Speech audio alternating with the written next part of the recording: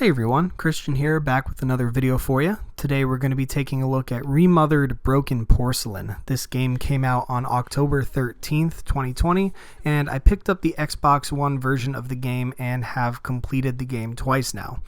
Originally, I was just going to do a final review of the game, but I decided to call this video my first impressions instead, since while the game is enjoyable, there are some major glitches and bugs that render the game virtually unplayable at times, and I want to give the devs a little bit of time to bust out a patch for these issues before I give my final word on what has the potential to be an overall fun and enjoyable survival horror experience.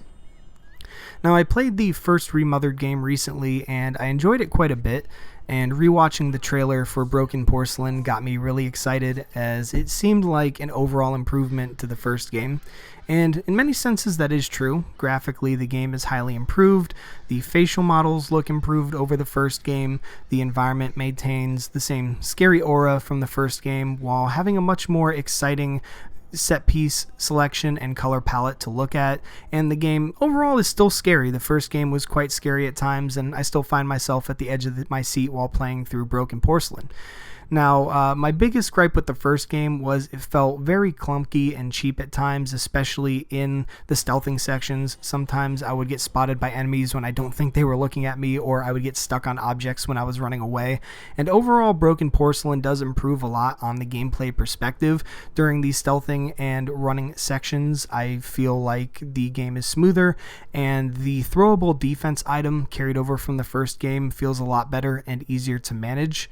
So overall, there are a lot of improvements on this game, but unfortunately, Broken Porcelain is absolutely riddled with bugs and glitches that completely ruin the experience.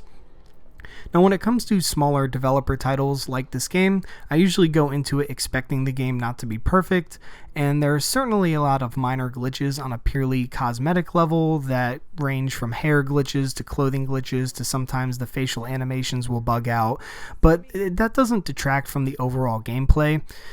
Unfortunately, Broken Porcelain has a much more severe set of glitches, such as inventories getting wiped upon dying. Sometimes I'm not able to interact with objective items or markers until I reload the game a couple times.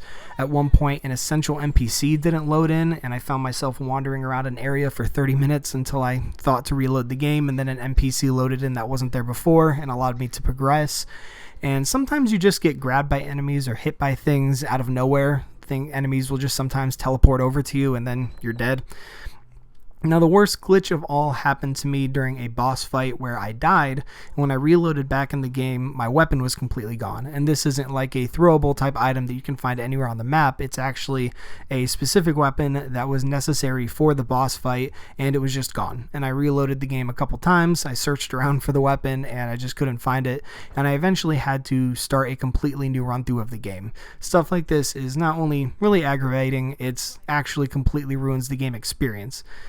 Now, like I said, this isn't my final review. I want to give the devs a couple days, maybe a week, to push out a patch, but if you're interested in this game and are looking to buy it, I'd have to say you need to hold off for now until that patch happens, because you're just going to be disappointed. There's a lot of potential here. I could see this being a much more successful game than its predecessor. It's cool, but until then, in its current state, it does kind of suck. So I hope you found this video helpful. I hope there was some information here that you guys can use, and hopefully I'll be back with another Remothered Broken Porcelain video soon. I'll see you then.